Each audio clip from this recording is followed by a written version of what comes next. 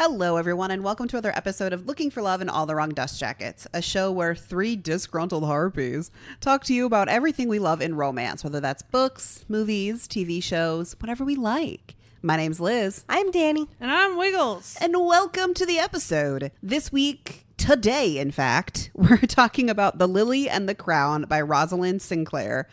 But before we get into that, I gotta let you know, I gotta warn the people that we are crass and unhinged.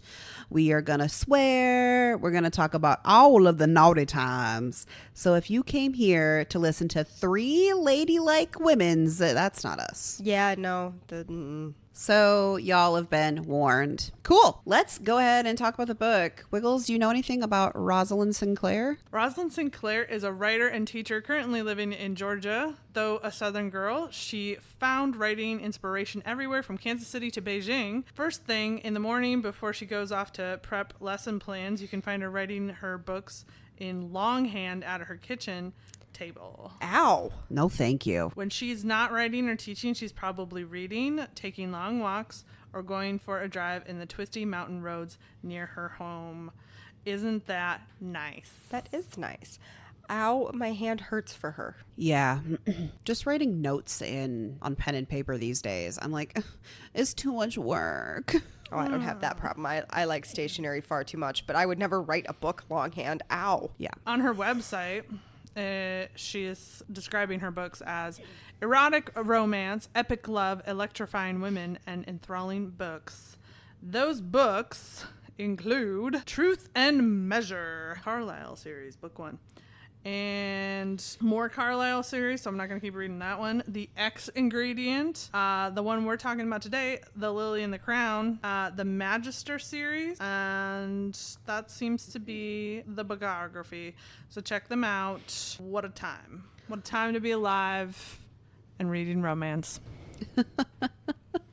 Dear Danny, what is this book about? Okay, so this book is about Ariana, or Ari. She is a amateur botanist, I want to say. She's very educated on it and everything, but I'm not sure she actually has any sort of degree by any means. But she's the station master's daughter. He's a highfalutin military person that runs this certain station out in the outreaches of space. And she kind of just ignores the world and has turned her entire room into this giant forest thing. And she's meeting with a botanist one day, and all of a sudden somebody pushes this woman into her room. And she thinks it's this botanist. As it turns out, it is not. It is, I hate saying this, but a slave that her father captured and is now going to be her companion. I guess, yeah. Because he doesn't want her to be alone.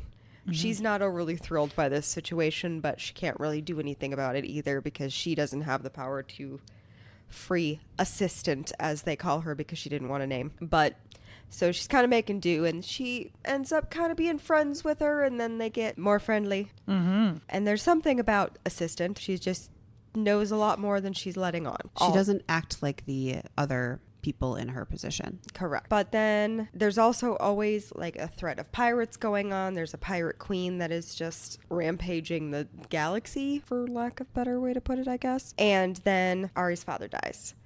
And she frees assistant, and she thinks assistant dies, and shenanigans happen. We'll discuss. There's no good way to synopsis this one. Synopsis. I sucked at it. Well, so the reason that it's a bit of a struggle here is because it's a very, I don't want to say it's a cozy book, because obviously there's the whole slave dynamic and the piracy part, but there's a lot of this book that's spent in the minutia of their day to day. It was kind of a cozy book for what it is. Yeah. It's very focused on the domestic sphere of things. Yes. Yeah. Mm-hmm. Which I kind of like. I like that. We've talked about it before.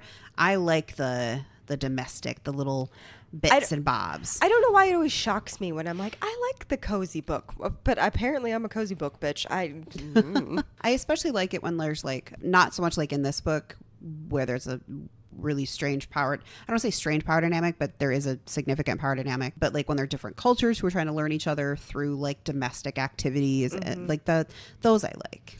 I will say, as far as the power dynamic, I'm glad that they addressed it. They did. I really appreciated that was addressed. I feel like it could have been addressed more. It could have been, but it was kind of assistant didn't give two shits and they moved on. But I have to say, I don't have like a very like negative feeling about it, but it wasn't something I enjoyed. Like I understand that it's the device that keeps them together, is that assistant ends up being enslaved essentially to Arya, or Ariana I should say. But I was just sort of like, that trope is not one I usually like to lean into, because yes, they kind of counterbalanced it with assistant being, spoiler alert, the fucking pirate queen. And I say spoiler alert with a little bit of a sarcastic quote, because it's like basically their page 3 or whatever it is, whenever assistant's I was there. like, oh yeah, Oh, it's like, the pirate queen. Immediately they describe the pirate queen, and I'm like, you mean that bitch over there? You mean that one that you just said? Okay, all right. All right. But like so they do kind of balance it out, because you have a woman with more experience, a woman with more commanding presence, and so there's that. But at the end of the day, it's still fucking weird. And the idea of like, well, she was manipulating Ari, I'm sort of like, does that, okay. I don't really have a strong feeling about it, other than it didn't do anything for me. You know what I mean? Yeah. I kind of, I don't want to say I got the ick, because they made assistant so much more like knowledgeable, physically powerful, strategically powerful, like all of that than Ari. But typically when I like books that have that power dynamic, it's usually because one person, the quote unquote slave or whatever, made an agreement to be in that position. Like there is a deal, there was a choice, right, and it a sacrifice. Yes.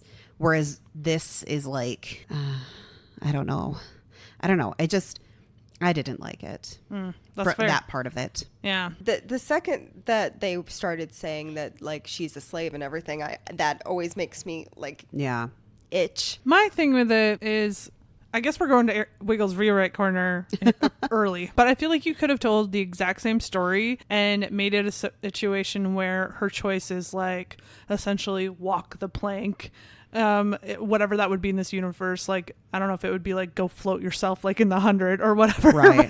but that she was as a result of her capture, she could either volunteer her life or she could volunteer her servitude, right? That would feel less weird to me, because then it's like, okay, she's making the conscious choice of I'm gonna go do this thing, and it feels more like the power dynamic is still there, it's still clear, but it's not a society that we're supposed to sympathize about, built on slavery.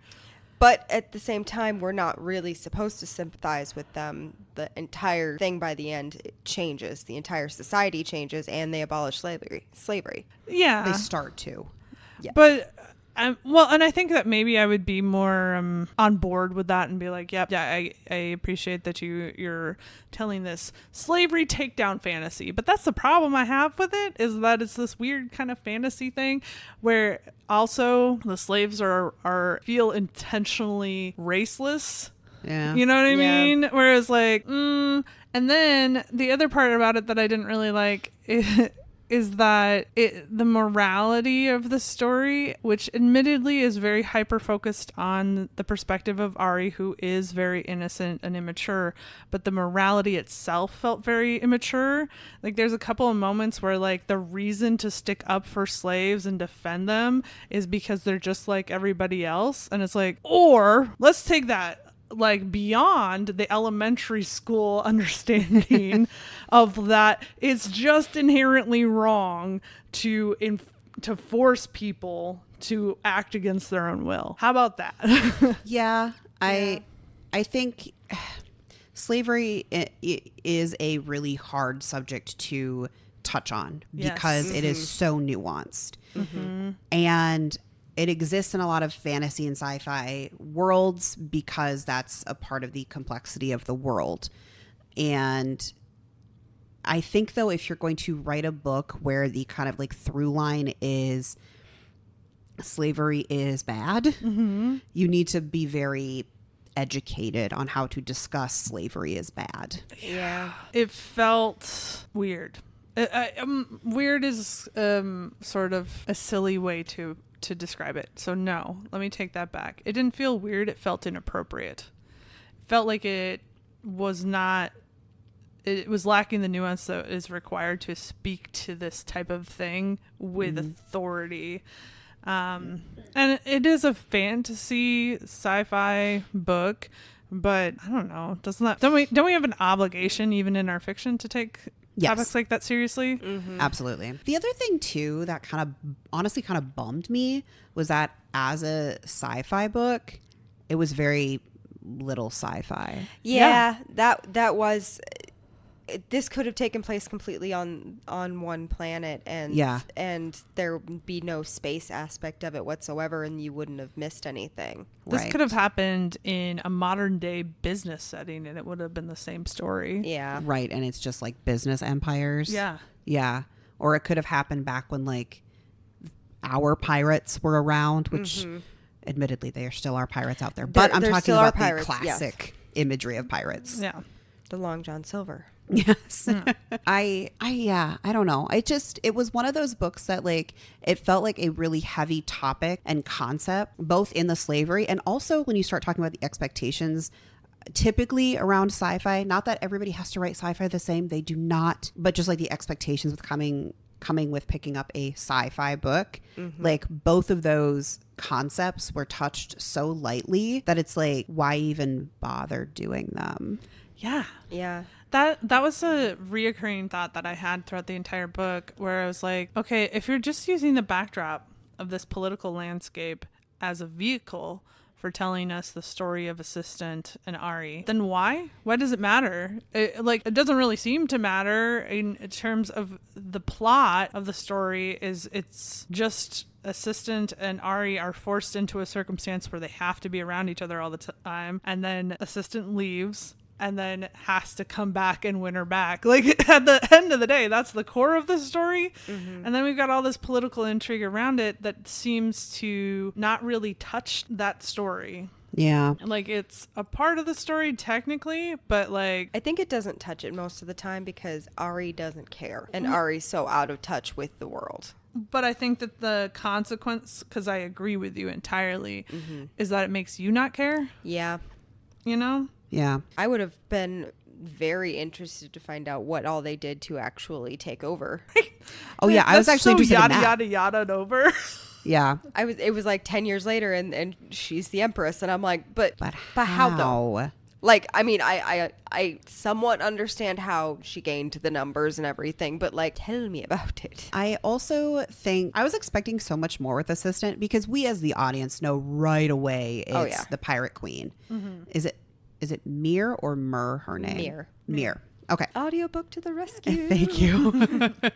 But I was really like expecting that there was something more going on with how she ended up on this space station. See, I thought she got herself caught on purpose That's trying what to I get thought. some That's what I thought too. That's the whole I was like, oh, I would have been absolutely fine with the whole slave thing more if she had like got herself caught on purpose. I need to get this particular piece of education, but it's like, no, it was a total accident. She posed as one to get on the ship after everybody else was dead as a way of not blowing her own cover. And also, did you guys catch the plot hole that at least I didn't see it getting plugged? So Ari's father, Lord whatever, he said that when they captured Assistant, they put her through their rigorous like lie detecting interrogation, and she passed, right? She didn't know anything apparently. And apparently they're never wrong. And we never find out an answer to that because obviously she was lying. She knows many things. Yes. Well, I didn't realize it was wrong until later on, but I had almost started headcanoning for the book while I was reading it, because in my mind what had happened was that Mir saw that she couldn't save the ship, she couldn't save her crew, it's done for, right? Yeah. Dresses up as a slave as like a last ditch effort to be like, no, save me, plays the victim, and then manipulates her way into like the equivalent of like the head of this entire space station get her way of things. And then I realized the more I read, I was like, no, this bitch just got caught. That's it. That's giving her more credit than she's due. Well, also, if she wanted to get like in with somebody of authority on that space station, Ari is not the person. No. Like, people don't even realize she exists 90% of the time. Which, if Mir actually, if our headcanon was true, that she manipulated her way into the situation, Ari actually would be a good mark because she's so easy to manipulate. Yes. And even though she isn't necessarily in the room where it happened, she could be. She could be if Mir pushed her enough. Exactly. Yes. Yeah. And the other thing about it that I was like disappointed in is that the way they talk about it, it's like she's this big pirate queen. Most people have never seen her before, so she's able to get away with her whole like disguise and shit. But she talks about at the end, when she gets Ari back, that she always knew she was going to let her go, and that her father's death just expedited things. And it's like, but like, how long were you going to be able to be away before your crew starts defecting? Right. Like, it just seemed like, because book reasons, answer was the answer, you know? Yeah, it felt like there were really dire circumstances to set up this plot to bring these two people together and then focus again on all the domestic sphere, which I have no problem with focusing on the domestic sphere. Like we were saying, I enjoy that. That's a good time for me, but you have to be careful to like put the bounds around it to make sense, because otherwise I'm going to be like, why? But what's happening in the world? Right. There's shit happening everywhere, and you're just talking about these people planting things on a space station. Well, and I was always like, okay, so clearly this is Mir, and she knows like Ari's code because Ari gave it to her on the first fucking day. So it's like, well, when Ari's sleeping and stuff, why isn't Mir like getting in communication with people and all of this stuff? They never even suggest that she, used Ari's devices, which she's not overly protective out, because she's like, I don't know anything, but she wouldn't need to know anything for Mir to get in contact with her people and to do all of these things. And to take advantage. Yeah. And the only real resistance we see, like, of her trying to get away, is that she convinces Ari to take her to go look at star charts, which is like, yeah, that's obviously suspicious. Ari, you're kind of dumb. Yeah. But like, then the only other thing is that she goes the wrong direction while pretending to go to the bathroom and is looking at like a data pad or something. I can't remember what it was. She's trying to break into the observation thing. Yeah. Doesn't really matter what it is. She was where she wasn't supposed to be. And like, that's it. You could have gotten away with literally murder. She does say towards the end that she's like, I could have done so much more, but she was kind of just enjoying herself.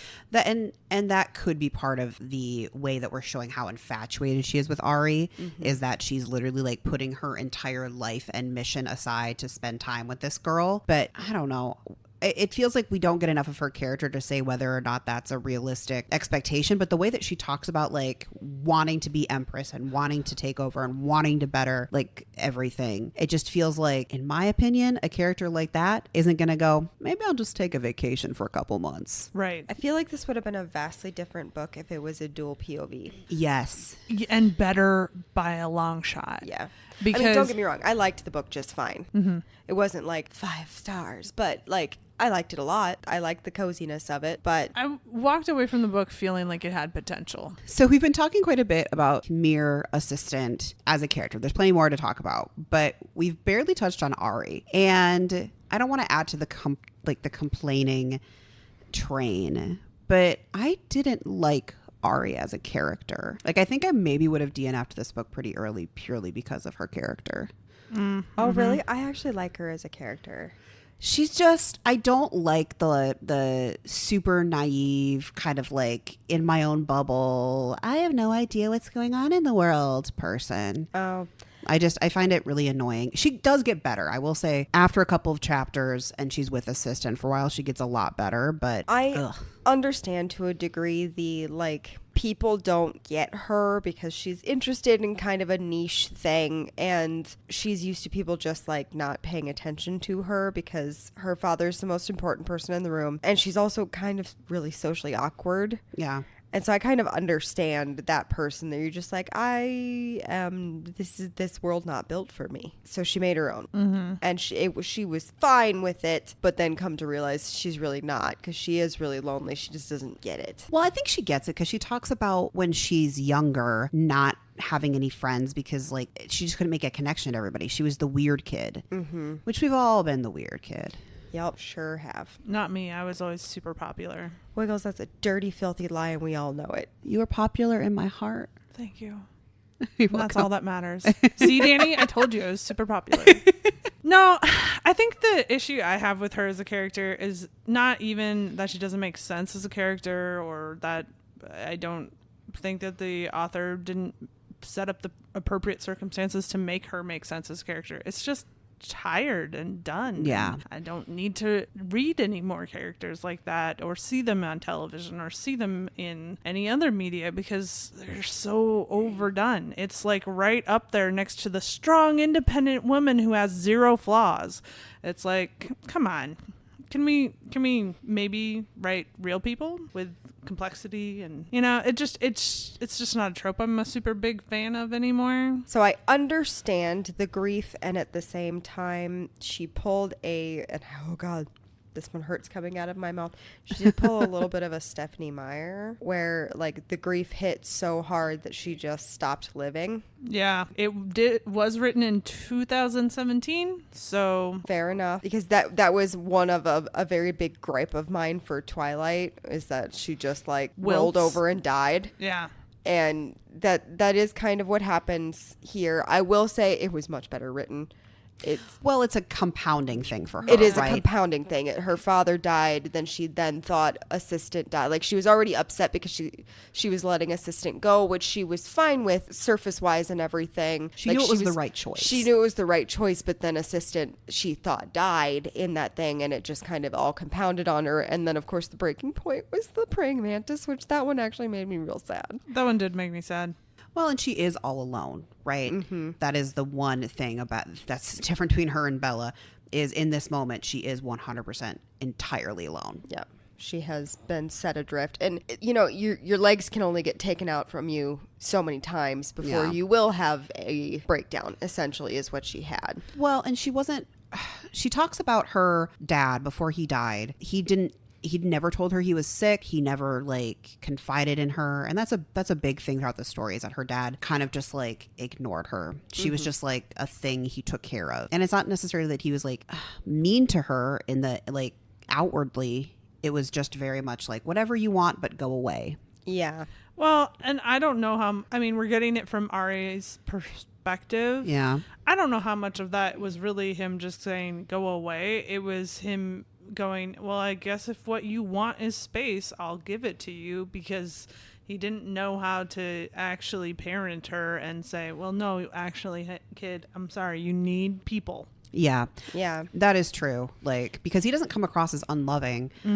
But what he really fucked up on is he didn't prepare her for when he does die. Yeah. And that's the big thing is... That was my big... That's such a dick move. Don't do that, people. Like... I understand it sucks to be like, here's the thing, kid, I'm dying, but don't leave them unprepared, because then they're going through it without anybody. Well, and so I think that's why her mental breakdown makes so much sense, is because, again, she lost her father, she lost assistant, who is like the only friend and only lover she's ever had, but also it seems like she has no idea how to exist in the world. Yeah. She's just in her bubble and that's it. And now all of a sudden she has responsibilities to take care of herself, and yes, she has all this money, but also she doesn't belong anywhere. She has no idea how to do anything. Well, and I think credit that needs to go to assistant is that she immediately picks up on that before they even start getting more intimate with each other, and is like, you can't live like this. Yeah. You need people, and I don't like people, but you need them. And You also need to eat. yeah. Well, I mean, like, yeah, that, but I think the bigger thing that assistant did there is she knew from the beginning she was not staying. Mm-hmm. She'd find a way to escape. She didn't know exactly when it was going to come her way, but she was going to escape. And instead of just being like, I'm going to pacify this girl until I find a way to escape, she took an interest and a concern with her, where she was like, you need to have more people in your circle than just me. You need to have friends. You need to have a support system. Not just because knows she's going to go away, but also because she cares enough about her as a human being to be like, this is not it. This isn't healthy. No. And so many people put all their eggs in the basket of the relationship they're in, and then are surprised to wake up one day when that relationship ends for whatever reason, that they're all fucking alone. Yeah. And so I did like the message of that, which was really firmly saying that, like, yes, this can be a very positive thing we have here, but this should not be what you're betting on. Yeah. I will say, once she had the breakdown and everything, I do like that she begins to pick herself back up. Like, she ends up in the hospital. She needs the assistant there, but then she is picking herself up. She's spending time with the doctor and the nurse because they've become friends with her and everything. Like, she's doing that on her own, because she spends like a month and a half after she thinks that assistant is dead. Yeah. I wish we would have spent more time with that. I think, adding to the gripe of like, let's flesh these big political things out more in the book. I wish we would have spent more time in those relationships, because I think we would have seen Ari grow so much, and that was kind of needed for the ending between her and Mir. At the same time, for a book this short, it felt very long. I've found myself going just like, I don't know, at a certain point it became very repetitive, and then like, you didn't really make me care about the stuff that was happening outside of the bubble jungle. So I was also sort of like, anytime we went to that, I was like, okay, let's get back to the jungle. Thank you. Okay. I did want to live in the bubble jungle. Fair enough. I don't know how to care for plants, though. I kill them. I can show you my ways. I have one very sad looking succulent plant. My mom keeps telling me I have too many plants, and I'm like, mind your business. I think so. I think you have too many. No. I also have 3 in my bedroom. 4, 5. 5 in my bedroom. I think it's however many that you want. It's not like it's taking over your life. It's not like you're like, oh my God, I spend 5 hours a day cultivating my rare plants. No, I water them sometimes once a day. Sometimes I forget. But yeah, I don't know. At the end when I read this book, I had this sort of feeling of like, okay. Like, it didn't really feel like it really arced so much as it kind of plateaued and stayed at that plateau, and then like did a little jump up and then plateaued its way on out again. Yeah. Yeah. That's why it makes it hard to talk about, right? Because it's like there's not any specific moments in the book. There's not a lot of jumping points in the books. No. Right. There's nothing. It's cozy.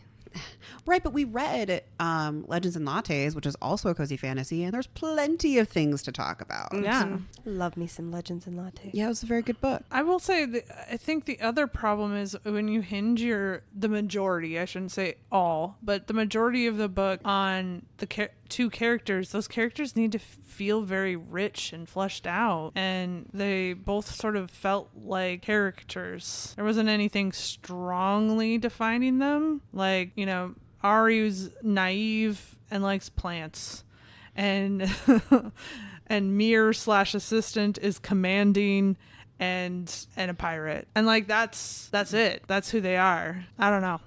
So the other part of it was just sort of like you could sort of just overlap them with other characters, which mentally I kind of found myself doing unintentionally. I just like kept picturing the same character in my head doing these things because there's really nothing to stop me from doing that. There was nothing about these characters that really butted heads with this other character I had in my head. Yeah. I will say Ari forgave Mir way too easily. Oh, yeah. So if we're talking about the ending, which I guess that does give us a lot to talk about because it's like we finally got to a place where some things are happening. Mm-hmm. But Mir comes back as the pirate queen, manages to get onto the space station because she got the documents after Ari's father died of how to get onto the space station and shit, and sends her honor guard to go bring Ari back with no explanation. They just show up and they're like, "You're coming with us." It's like, Well, and they demand the new station master that Ari come to his office. Yeah. And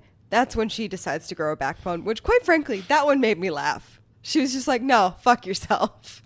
I was like, mm-mm. Well, and then she finally gets over to the pirate ship, which is called the Lily or the Crown Lily. Crown Lily. And they have this like confrontation, but yeah, it feels like that should have been more of the middle of the book. Mm-hmm. Mm-hmm. And then there should have been a lot after it. Yeah. I wanted more on the pirate ship of them like earning each other's trust because they really shouldn't have had it, you know. Well, that's the other thing is realistically, how long were they together? A couple months.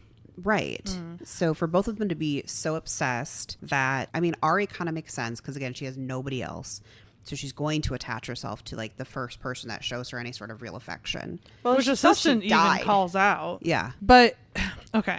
So here's my disappointment with all of that. And I think maybe I shouldn't have built it up in my head as being this more exciting thing. But I thought when we got Mir the Pirate Queen, we were going to get a motherfucking pirate queen. Like, I had this whole vision in my head that what we were going to build to was clacking boots, stomping down the hallways to come back and get Arya and say, I'm throwing you over my shoulder and we're going to my motherfucking ship. And instead, it was, again, meh, it's fine. I don't really care. But, like, you didn't really boost the excitement, you know? They're pirates. Make it exciting. I did want it more piratey. Yeah. Also, and this is just a spice thing, and it was my argument with the spice. Most of the spice I liked.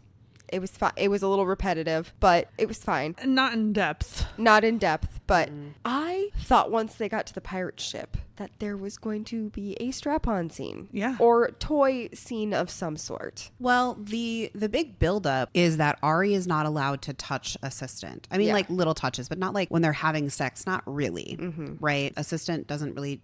I don't think she takes any of her clothes off, anything like that. It's all like her interacting with Ari's body. And so the big moment at the end when she's finally like takes her dress off and they have a moment where Ari can actually like touch her and interact with her in that way. It's just, it makes sense that it would happen that way because it is Ari's first time doing it. Mm-hmm. Mm-hmm. But for it to be the climactic sexual moment, it felt a little lackluster. Yeah. Well, I just thought there was going to be more once they got on the pirate ship and they weren't, kind of hiding this fact in her quarters. And Assistant wasn't slowly convincing her to do more, right? Yeah. I was waiting and ready for Pirate Mommy, okay? Also, they threw out their tie me up and got none of it. Never tied her up. And I was very angry about this. I thought Mir was going to work up to convincing her to buy a dildo. Like, I don't know how it works in this new futuristic society, but they can't have completely thrown out the basics of the dildo, right? Yeah, no. And so, like, I was like, oh, she's going to tell her to order this thing and not tell her what it is. And that was going to be, like, the big surprise and be like, oh, how dare you? But okay. Right? I kind of thought that was going to happen, too. I was like, no! Right? I wonder if the reason that didn't happen, though, was to kind of express the fact that sex does not always really require penetration. Sure. But she does also use her fingers. Yeah. So, like, but I don't know. Like, I thought the character that we were going to have, especially at the end, was going to be fully Dom Mira. Yeah. And we didn't get that. No, and I wanted it. I wanted it. I wanted it when she finally was like, okay, Ari, you can touch me, but how I tell you you can touch me. You know what I mean? I thought she was going to be like, lick these goddamn boots. And no. Yeah. No. Alas, not. I think it just comes back to in my opinion, the book ending too abruptly. Like, It did end abruptly. if you're gonna have this massive buildup to us meeting Mir as Mir, like, and it wasn't a twist, we all knew that's who it was. We all knew. The only one who was surprised was Ari. Then Right. let's have some time here. Let's learn the pirate shit. I wanted Especially when we spent spinning chair and hello, my dear.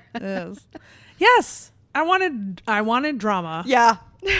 I didn't just get after any. I said it, I was like, oh, I wanted drama. I wanted the flair. I wanted the pomp and circumstance. I wanted the big feathery. I wanted the hat. big show. Okay. But I think the other reason I was kind of frustrated with it is we spent so long with the two of them hanging out in the jungle. And it's like, okay, well, if you wanted to keep your book short, you could have reduced some of that before, like, the part before they finally are like, oh, we're going to get together. Because that also was sort of awkward. And we're going to also have another Wiggles rewrite corner here. Like, the fact that the only thing that finally triggered, oh, we're going to do something, is that assistant touches her leg. Yeah. I was just like, what? Especially when you set us up for the, like, I don't know, like 2 or 3 scenes before where she wakes up assistant and is like basically like held down by her. It's like, come on. Or all the times that like they've been climbing in trees and stuff, and Yeah, and Ari's just up there could have been snooping up her slipping, catching. Yes. Yeah, if you're gonna do a lot of the small moments, you can put so much tension in small moments. Yeah, and the, I didn't the touching feel like of the hands tension while was reaching built. for things. No. And I felt like there was almost no tension. I was like, oh, okay, so now we're just transitioning into the sexy time period, which is kind of what it was. Yeah. But it was a lot of fade to black or fading out of black. Yeah. And so I was also sort of like, oh, and also the way that it was approached was almost clinical. Like, it was like, on this day, we're going to do thigh riding. And on this day, we're going to do fingers. And on this day, we're going to do eating out. And it's like, okay. I don't know how I felt about that. I just was sort of like uninspired, if you will. Yeah. So, yeah, I don't know what, like, yeah. overall, this book for me was fine. I didn't dislike it, but Yeah, fine is exactly the way I feel, which I honestly think is It's almost worse, right? it's almost worse. Yeah. It's almost worse than when I don't like it, because it's like, you kind of gave me nothing. I wanted more. Yeah. Pirates, I'm discovering in myself puts a big expectation in front of my eyes. So I got a whole thing to say about that. That's not really about this book, but so I've been listening to Brandon Sanderson's writing class that he has out on YouTube for free. You should do it. It's very good. It's aimed at fantasy sci-fi writers, but literally anybody can learn from it. It's a really, really, really great free thing. So thanks, Brandon Sanderson. But one of the things he talks about is that, especially if you're writing for like Americans or anybody who'd have this expectation, there are certain expectations that come with certain words, right? So if you are going to say these are vampires, everybody already has an immediate image of what vampires are. And if you are going to change that, if your vampires now don't drink blood for some reason, you need to almost work harder than if you were creating a new character or a new creature to like reverse people's expectations. Because even if you say once, and she did say it several times in this, or hinted at it several times in these books, that the pirates will, like, are they pirates or are they just rebels? Every time you say the word pirate, we are always going to think a pirate. Yes. And so you have to like Jack Sparrow, Yeah. Blackbeard. Well, I was going to say, here's the thing with millennials, that I don't think there is a millennial who doesn't have a sexy pirate immediately jump to their mind if you Right. say sexy pirate. It's we've Jack all Sparrow. got, well, you know, he's one of them. Or if you say sexy space pirate, I'm like, okay, Malcolm. Literally was going to go there next. Literally was going to go there next. I was going to be like, don't sit here and be like, oh, we can't do space pirates that give the swashbuckler vibe. Excuse me, Firefly already did that. Yeah. Also, if you go cartoon route, Treasure Planet. Sure. Sure. Yeah. Sexy space pirates. Uh-huh. So I think it actually did her a bit of disservice by saying pirate. Honestly, if she would have just said rebels, rebel leaders, or whatever the entire time, that would have been fine. Yep. Yes. I agree. Yeah. Well, especially, I think the part that was hard for me to wrap my mind around was, okay, they're in space and they're pirates. You didn't tell me anything about how one ship can board another. You didn't tell me anything about how one ship can interact with another, especially because when you think about it in terms of, let's say, Star Wars, which in many ways is kind of space pirates, but Yes. like you can't just like board a ship. No. Right? So it's not like ocean liners where you can literally like get yourself arranged enough that you could jump from one to the other, or you could put a plank to walk to one from the other. So you kind of need to explain how she's pulling this off. Yeah. How is she pulling this off? Or a transporter, but I don't think they have transporters in this. I don't think so either. Yeah. No. Well, and that's the other thing is it seems to be space stations hovering on around other worlds. It does not seem to be like, oh, this is the entire galaxy, or you know what I mean? So I don't know. It just didn't, it felt like you were just supposed to yada, yada, yada your way through that and make a bunch of assumptions for her instead of her writing it. Also with the like rebel or political system thing, like they go on and say that, you know, the government is, you know, not doing what it's supposed to, but it really doesn't explain what the bad things are about the current emperor and the current government and everything. Yes, there is a slave system, but clearly pretty much nobody gives a shit. Well, the pirates have it too. Yeah, and the pirates have it too. And so the only reason that the slave system gets changed is because Ari doesn't like it. Well, the one thing that keeps getting mentioned, but we get zero details on, is the Khazir, however you pronounce it. This other group of people, it seems like aliens because we get the perspective of the ambassador in the epilogue, and he said something about his scales. Yeah. So they keep mentioning that they're closing in, or the emperor isn't protecting everybody from them, or can't protect people from them. But we get nothing beyond that. Yeah. Right. Zero information. They're more concerned about the pirates throughout this whole thing than this alien race or whatever. Yeah. Yeah. And so it's like, how big a threat can they be? Well, they just don't, like, I think we would be more sympathetic and more apt to be on Mir's side if we actually understood what is happening to the people. Because if they're wanting her to actually in reality be the big amazing hero person that's going to save the universe, whatever, because that's kind of what it's seeming like, you have to give us a reason to give a shit. Well, and I think it would have been way more interesting if we got Mir's perspective of all of this, because then, you know, I think there would have been a lot of instances where she knew she needed to like escape or do something to further her escape, but she keeps getting distracted by Ari, which I think would have been great as a reader to be like, God damn it, bitch, stop looking at that woman and go over there. You have to save the world or save the galaxy. Exactly. I honestly think a lot of the issues that we did that we have talked about would be saved by a dual POV. Well, because we needed more information. And it totally makes sense that Ari doesn't have it because her character wouldn't. But we as the audience need more information. I feel like the author relied on the fact that Ari did not have the information. And she was like, well, oops, I guess I don't have to write that. Yeah. Yeah. You know, the other thing, this is kind of a shift here, but we talked about the power dynamics between Ari and Mir, except for one massive factor. Mir is in her 40s and Ari is like 21. Yeah.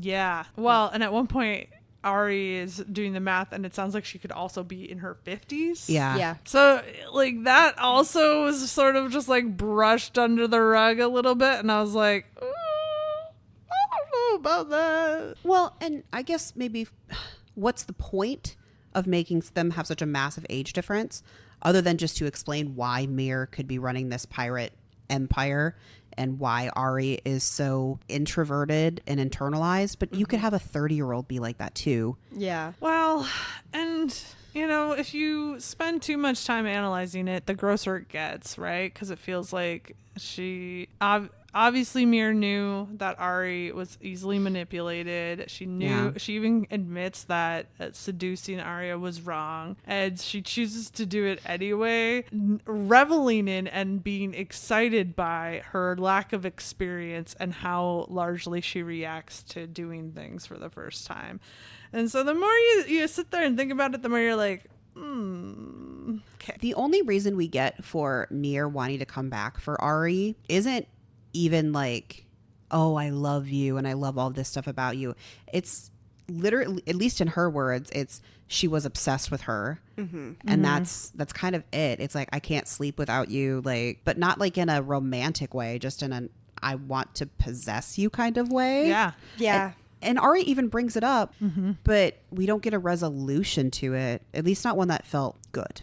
Yeah. No.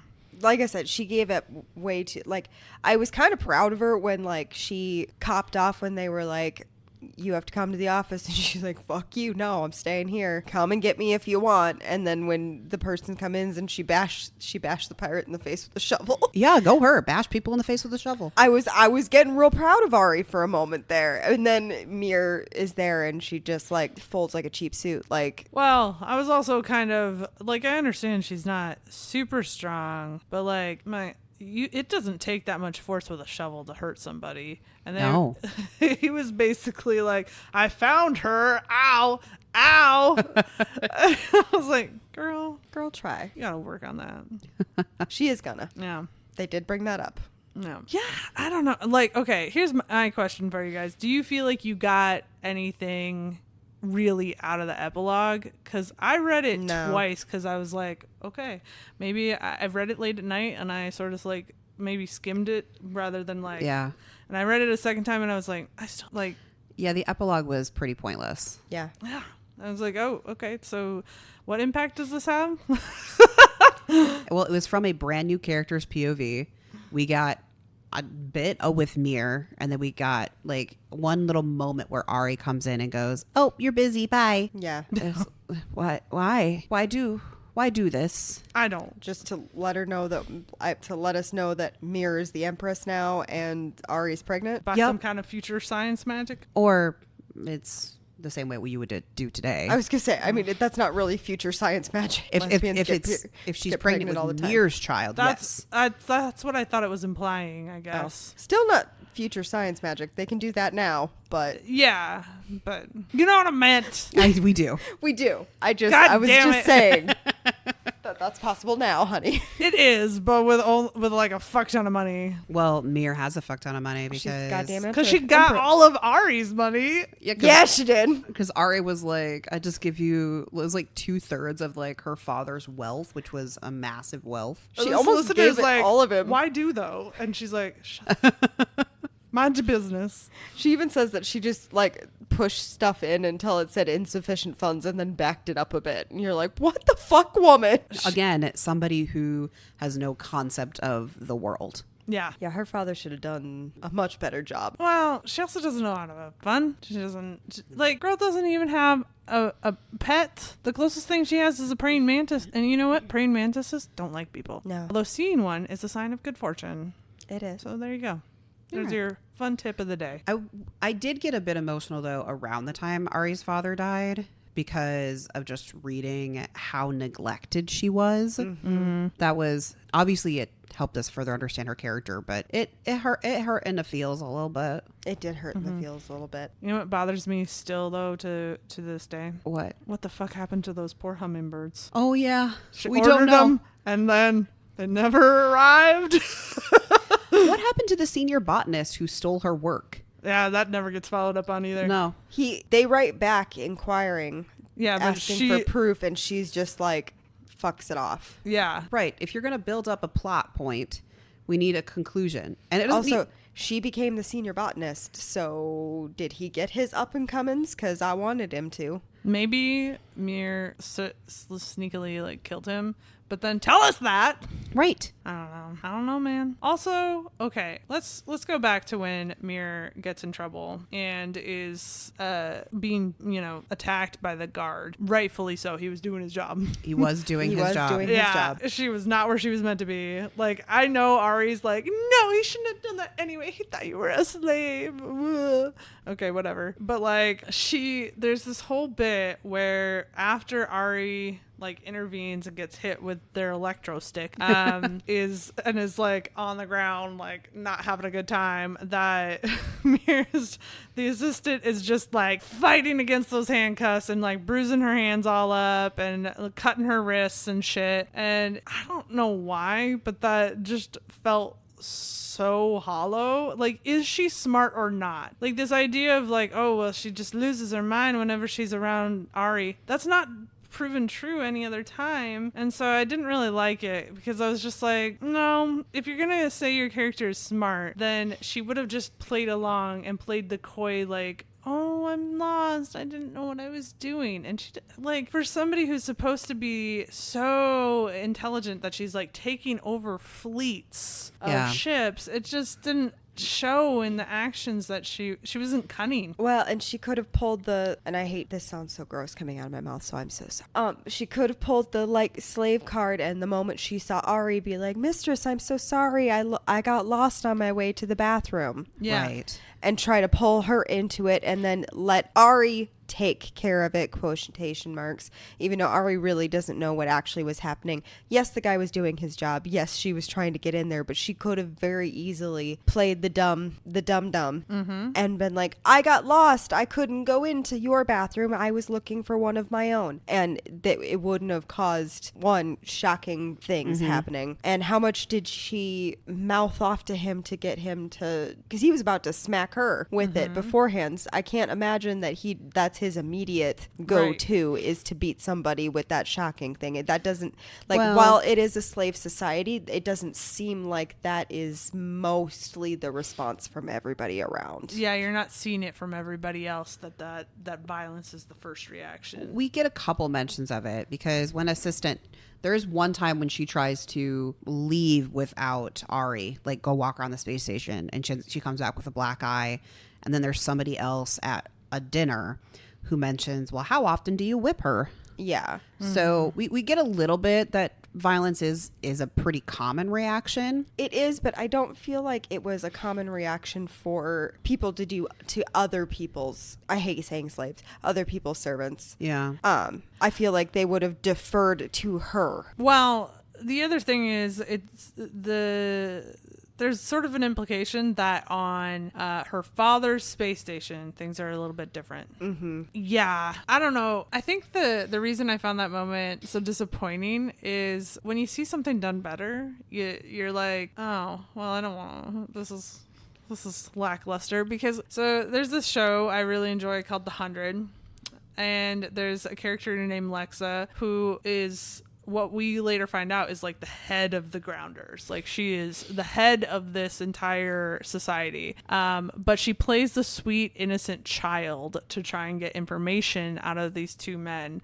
And even convinces them to like fight for her at various points. And it's like, that's kind of what I like was expecting out of her, is that she's smart enough to know that acting like something you're not is worth the payoff. Because she's sitting here pretending to be this slave, and no, she just. Well, she does it not pretty good bad. At it. No, she does a pretty bad job of it. Yes. All of the time. Yes. And the only thing I can infer from that is that she's so used to being the pirate queen that she can't bring herself to act more subservient, even if she is fulfilling a role. But yeah, it seems like, so one of the tropes that I hate, because I think it's overdone because it was done way too much in the 2000s, is the I'm really strong, or I'm really in control, I'm mentally powerful, I'm like, I'm a CEO. I'm a 2,000-year-old vampire. I have everything under control, except when you're around, then I turn into an animal. And I hate that trope because it's like it distills people down into just such small choice, like small entities, instead of saying that they are complex people that, like, yes, you can get distracted when the person you're, getting obsessed over is around, but to do it in such a way that harms both you and them, like, what? Yeah. Well, my other thing too with the fact that he was about to beat Mir, Yeah. with this. The other thing is technically speaking, Mira is not owned by Amira. She is owned by Amira's father, who is Ariana, sorry. She is owned by Ariana's father. Yeah. And so is it realistic to think that any guard on the space station is going to beat I hate saying it this way and I feel so gross saying it, but beat the property of the station master themselves? Wouldn't they then just take her to him? Well, especially because she was already handcuffed. Yeah. Right. Right? Like, she was already detained. Right. So why are they getting physical with her when they should just be taking her to Ariana's father? Which would have been a way more interesting, like scene and, like, mini plot, because then Ariana has to go get Mir back, and then there's, like, a conflict with her dad. Yeah. And then, like, maybe questions about, well, because this got brought up earlier by her dad, if this person is not sufficient, if they're dangerous or they're not doing their job or whatever, we can get you a new one. So there could have been a whole conflict there. Yeah. From that. I just don't see realistically, and I hate that I've thought about this, that I just don't see that being a thing. Wouldn't they just take her then to the person who's supposed to be in charge of her? Right. For punishment? Why did physically attacking somebody that way? I don't know. It felt like it was just there to further reinforce that Ari's one of the good ones and she's special. Yeah. And Mira's so obsessed with her that she'll pull on her handcuffs until her wrists bleed. Yeah. I did have a really hard time, though, in this book having assistant be called assistant the entire time, which is why I keep calling her Mir as we talk about her, because it was just like, couldn't you give her a title or something that could have been shortened to something that was similar to a name? Just calling her assistant the entire time does exactly what it would have done to slaves. Is it completely dehumanizes her. Yeah. Yeah. Well, it makes me feel like you're talking to an android the entire time. And even in Whispers of the Deep, our android got a name. Yes. yeah. And he was adorable. Yeah. Well, and I think the other thing I didn't like about it is that, yes, Mir chose to do that as like some kind of way to distance herself, but it reinforced that she did not mean to be caught. She was not there like with good motivation and instincts to try and get information or anything like that. She just fucked up and was caught because she doesn't want anybody to know her under this pseudonym. So if she's just assistant, right, it's just like, I don't know, it's fine. Yeah. Speaking of Whispers of the Deep, Song of the Abysses. Good for you. It's a good time. Guess what Danny will be doing. Okay, guess what, y'all? That brings us to the end of the podcast. So here we are with the ratings time. Ooh.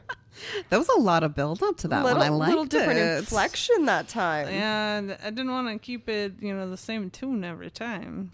What is your spice rating? Meh. We do get spice, but it's not varied, and it also mostly fades to black after a degree.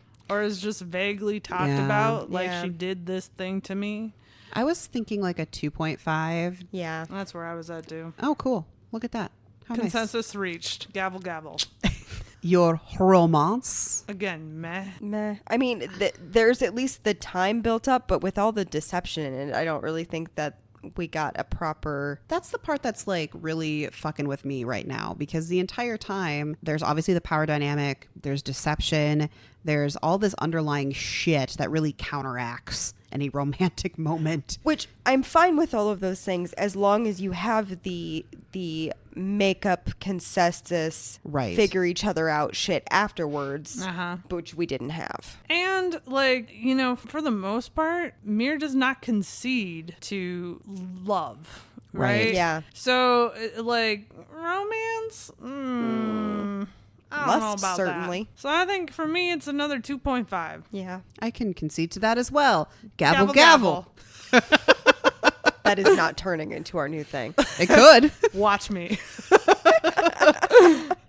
What's your overall rating? I gave it a 3. I liked it, but it was kind of a, okay. I gave it a 2.5 on Goodreads, and I'm sticking to it. Okay. I think I actually could slide down to a 2.5 because I've liked other ones better that I've rated a 3. Yeah, that's kind of what did it for me. Yeah. And for me, this was just fine. It was fine. But like, Yeah, I didn't dislike it, but it was fine. it was I feel fine. like, what do you dislike? Many things. We just normally don't read them. Oh, okay, cool. Well, I'm also going 2.5, so you know what that means. Gavel, gavel. Okay, this has to be a thing now.